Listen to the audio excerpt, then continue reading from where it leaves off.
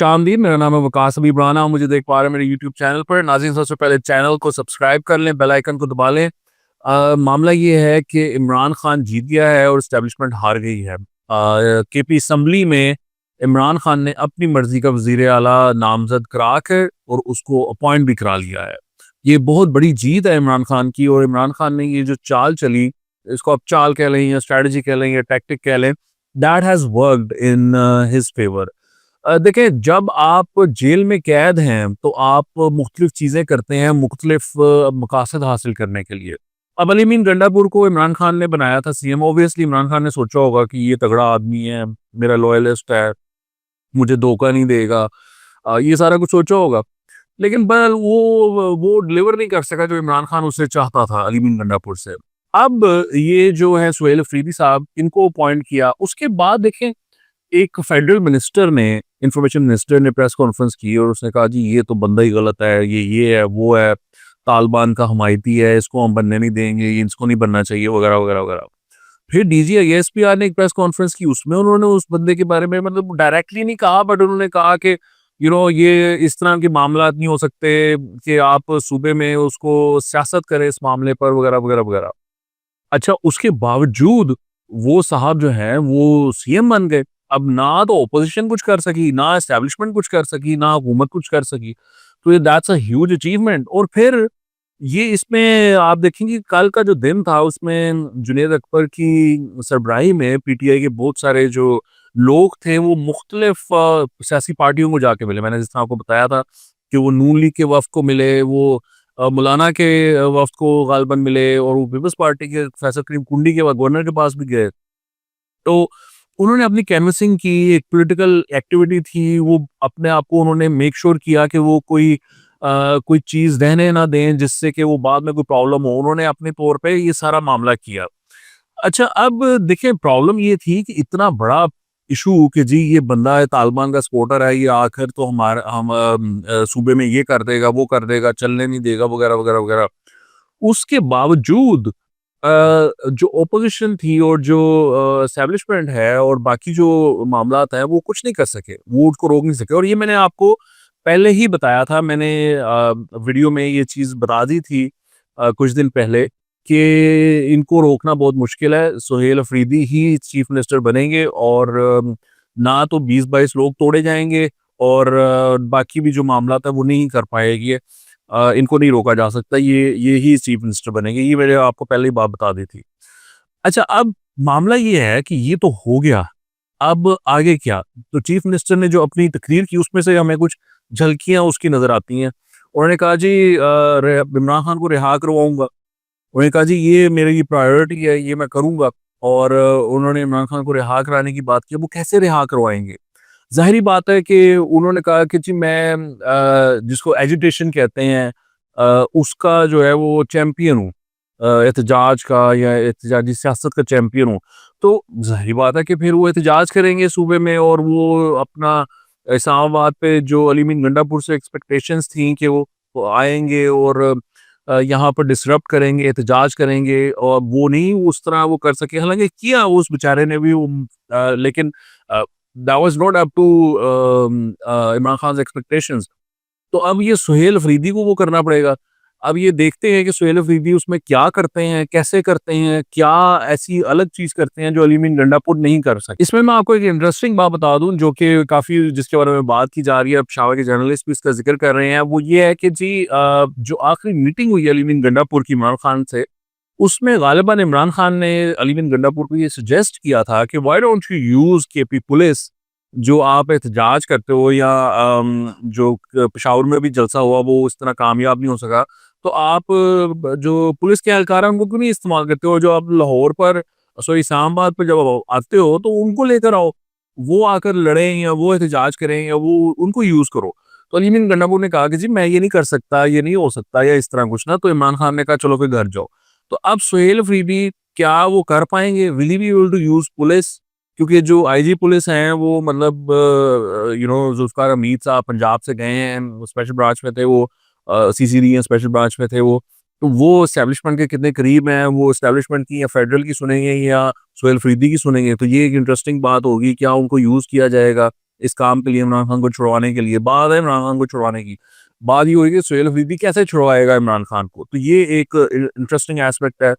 फिर उन्होंने कहा है कि जी 9 मई की जो हम इन्वेस्टिगेशन है वो ओपन करेंगे, जो रेडियो पाकिस्तान पेशावर में जलाया गया था उसकी हम इन्वेस्टिगेशन करेंगे, ताकि दूध का दूध और पानी का पानी हो। यानी कि उनका ये कहना है कि ये फॉल्स फ्लैग ऑपरेशन था 9 मई का, और ये एस्टेब्लिशमेंट ने कराया था, और ये पीटीआई को बदनाम करने की साजिश थी, तो हम इस पे इन्वेस्टिगेशन कराएंगे। That would also be very interesting कि वो क्या इन्वेस्टिगेशन करवाते हैं और उसमें से क्या निकलता है, वो उसमें किसको जिम्मेदार ठहराते हैं। यानी कि अगर लेट्स से वो कह देते हैं कि जी एस्टेब्लिशमेंट ने करवाया है, या ये जनरल था, या ये ब्रिगेडियर था, इसने ये करवाया है, तो वो एक और फ्रिक्शन पॉइंट बन जाएगा हुकूमत और एस्टेब्लिशमेंट के दरमियान, यानी केपी हुकूमत और एस्टेब्लिशमेंट के दरमियान। सो वो भी एक इंटरेस्टिंग एस्पेक्ट है। लेट्स सी कि उसमें से वो क्या उस पे अमल कर पाते हैं और उसमें से क्या निकलता है। देखिए ये सारी बातें हैं ना इस टाइम, और ये बातें आपको पता, लिमिन गंडापुर भी बड़ी बातें करता था। तो ये सुहेल अफरीदी का हमने ये देखना है कि ये क्या-क्या चीज़ें करते हैं और उसकी फिर क्या कॉन्सिक्वेंसेज़ होते हैं।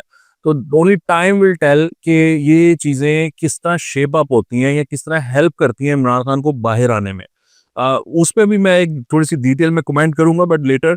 अभी मैं आपको ये भी बताऊँ, उन्होंने कहा जी अच्छा वो उन्होंने कहा कि हम कोई ऑपरेशन नहीं होने देंगे सूबे में।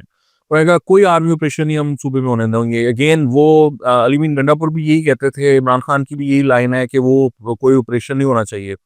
अब वो उसमें क्या करेंगे अगर वो ऑपरेशन नहीं होने देंगे सूबे में, तो क्या वो फिर तालिबान को किससे वो बात करेंगे? टीटीपी से बात करेंगे, अफ़गान तालिबान से बात करेंगे, उनको क्या दे सकते हैं वो, उनसे क्या ले सकते हैं, किस तरह सूबे में अमन लाएँगे? ऑब्वियसली हमें उसको फिर चांस देना चाहिए। I mean he is a democratically elected CM. तो अगर उसको लगता है कि इस तरह करके कोई फ़ायदा हो सकता है सूबे की अवाम का, तो फिर let's see wait and watch कि उसमें से क्या निकलता है। आप केपी की अवाम भी जो है उनको भी देखना चाहिए कि उनके फ़ायदे का कुछ इसमें से निकल पाता है या नहीं निकल पाता। अगर तो कुछ निकल आता है फ़ायदे का तो सो बिस्मिल्लाह, क्या हो उसमें क्या बुराई हो सकती है। लेकिन अगर उसमें से कुछ नहीं निकलता और टीटीपी और स्ट्रॉन्ग हो जाती है और वो सूबे पे कब्ज़ा कर लेती है या भत्ते लेना वो जारी रखते हैं, और पॉलिटिशियंस भी भत्ते देते हैं, मिनिस्टर्स भी भत्ते देते हैं, बिज़नेसमैन भी भत्ते देते हैं, वो सारा काम इस तरह चल रहा है अगर, तो वो फिर देखना पड़ेगा कि that would be a cause of concern for establishment, for citizens as well. तो वो चीज़ एक देखने वाली है। उसमें भी देखते हैं ये क्या करते हैं। बातें ठीक है एक हद तक होती हैं, बट उसमें अमली आप क्या स्टेप्स लेते हो, वो मैटर करता है। अगेन उसके कॉन्सिक्वेंसेज़ क्या होते हैं। पॉलिसीज़ होती हैं, कुछ सही पॉलिसीज़ होती हैं, कुछ बुरी पॉलिसीज़ होती हैं। पॉलिसीज़ तो पॉलिसीज़ होती हैं। वो चाहे एस्टेब्लिशमेंट की हों, वो चाहे हुकूमत की हों, वो किसी सीएम की हों, किसी वज़ीर की हों, तो वो हमें उसका देखना पड़ेगा कि उसमें से क्या निकलता है। अच्छा जी, अब है जी टीएलपी का मामला।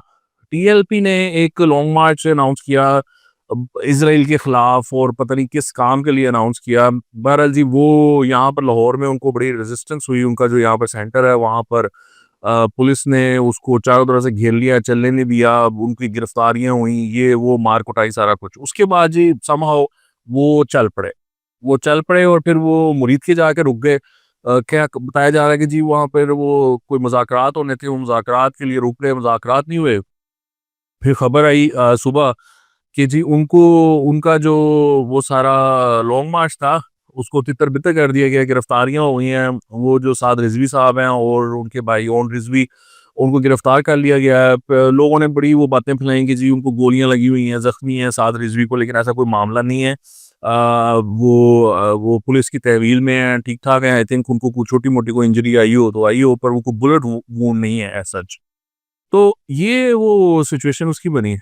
अब मैं आपको ईमानदारी से बता रहा हूँ, मैंने बड़ी कोशिश की, मुझे लोगों ने कॉल्स भी की, मैसेजेस भी किए, वो मुझसे पूछ रहे थे कि ये जो अ, मतलब आम लोग नहीं, थोड़े से कह लें इंटेलिजेंसिया, वो मेरे से ये पूछ रहे थे कि ये जो मार्च था, ये इसका मकसद क्या था? क्योंकि जो एक्शन हुआ है पुलिस का, 10-12 हज़ार के करीब नफरी लेकर गए आईजी साहब, और अपैरेंटली मोहसिन नकवी साहब वो उसकी मॉनिटरिंग भी कर रहे थे।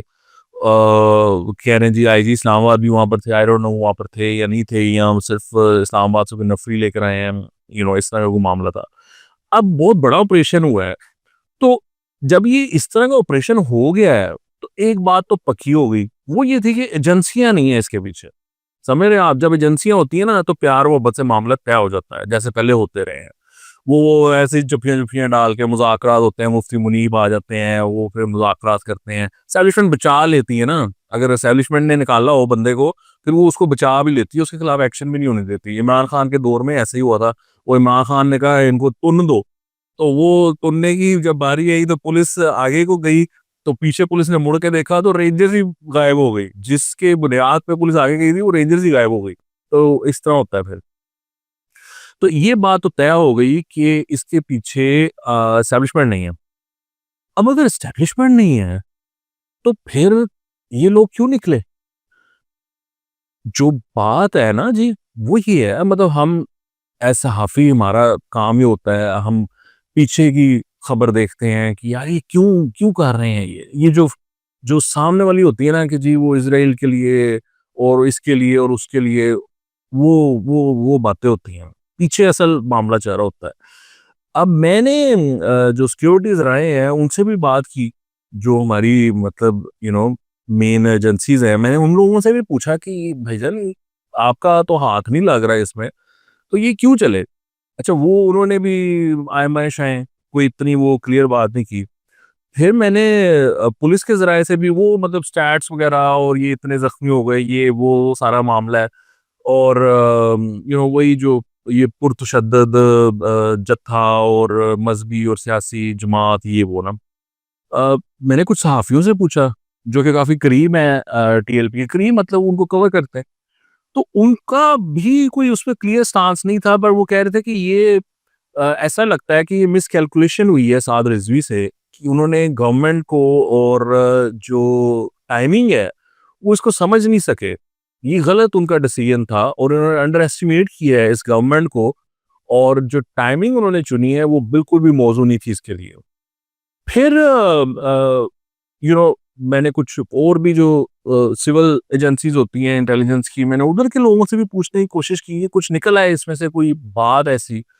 तो कोई ऐसी बात ना निकली नहीं कि जी ये कोई बहुत बड़ा कोई एजेंडा हो, पीछे कोई बहुत बड़ी कोई ताकत हो या इस तरह का मामला ना।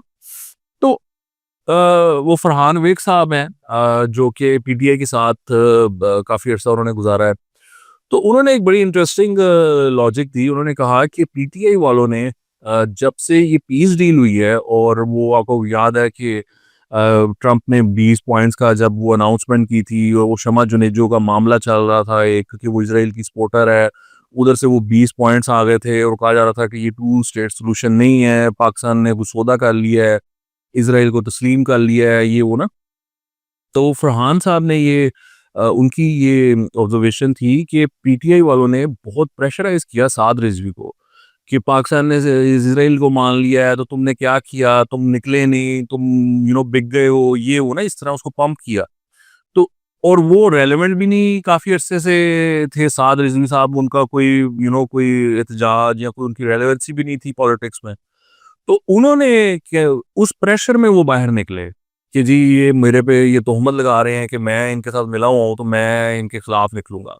हालांकि पहली बात ये है कि वो पीटीआई वाले गलत थे, यानी पाकिस्तान को इसराइल को एक्सेप्ट नहीं कर रहा, ना ही पाकिस्तान अब्राहम अकॉर्ड का हिस्सा बन रहा है।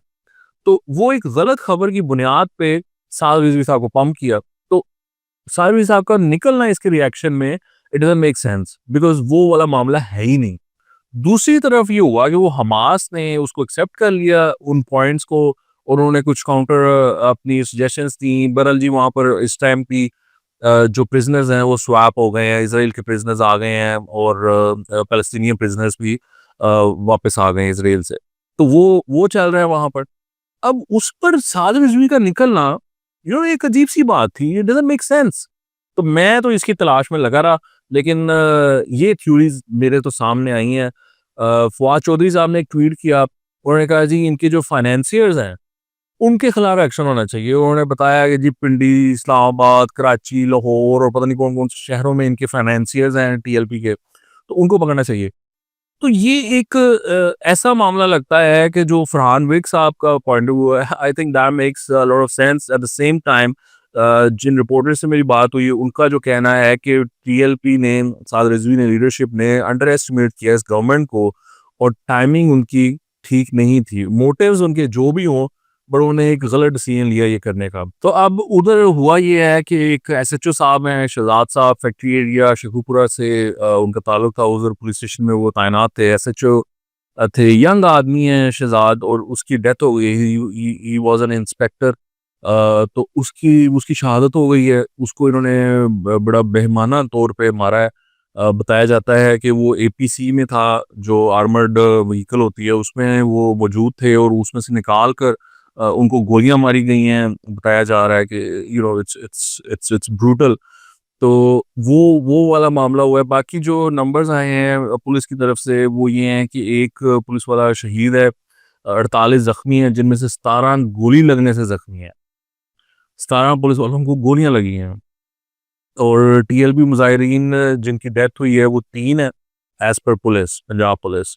और राहगीर जो डेथ हुई है वो 1 है। सिविलियन जो जख्मी है वो 8 है। उनके अलावा वो बता रहे थे 40 सरकारी और प्राइवेट गाड़ियों को आग लगा दी इन्होंने, और बाकी वो सारा मामला। तो ये एक इस तरह की एक एक्टिविटी हुई है जिसका ना कोई सर है ना पाँव है। अब ये है कि उसके बाद एहतजाज शुरू हो गए हैं मुख्तलिफ शहरों में, लाहौर में भी हो रहा है, मुख्तलिफ जगहों पे एहतजाज उन्होंने बंद कर दिए हैं। वो ये आप देख सकते हैं अपनी स्क्रीन पर कि वो साफ लाहौर की जो एक कैंपेन है उसकी गाड़ियों को आग लगाई हुई है। उधर लोअर माल पे ये वाला मामला हुआ है, और बाकी भी जगहों पे इस तरह के मामलात हैं। मतलब वो एक अजीब सा अब इसमें उसमें वो समा बना हुआ है जिसमें कि मुख्तलिफ शहर और लाहौर को भी उन्होंने बंद कर दिया है। सो ये सिचुएशन इस टाइम चल रही है। आई होप कि चीज़ें बेहतर हो जाएं, ये चीज़ें ना हो, लेकिन ये ओवरऑल जो मामलात हैं वो ख़राब हुए हैं। यानी पाकिस्तान की जो स्टॉक मार्केट है वो तकरीबन 5000 पॉइंट्स गिरी है आज की तारीख में। बहुत बड़ी गिरावट है, एक बहुत बड़ा क्रैश है। दूसरी तरफ तालिबान ने हमारे पे हमला किया अफगानिस्तान से, और पूरा जो मगरबी बॉर्डर है हमारा उसको उन्होंने हॉट कर दिया। अब सही बात है कि हमारी डिप्लॉयमेंट है वहाँ पर, फौज उस तरफ भी लगी हुई है, और इंडिया जो है वो अपनी वो तैयारियां पकड़ रहा है, वो सरक्रीक की, और वो अपनी जंग की धमकियां में दे रहा है। इधर टीएलपी का मामला है, मतलब ये सूबा सारा बंद पड़ा हुआ है एक तरह से, और दूसरी तरफ केपी में जो शहादतें हैं वो आर्मी की और हमारी वो हो रही हैं। सो एक बड़ी कोऑर्डिनेटेड सी एफर्ट अब मालूम होती है जहाँ पर कि पाकिस्तान को काफ़ी कॉर्नर करने की कोशिश की जा रही है, दबाने की कोशिश की जा रही है। आई होप कि हम इस सारी सिचुएशन से पॉजिटिवली निकल सकें। आज के लिए इतना ही। आपके देखने का बहुत शुक्रिया। खुदा हाफिज़।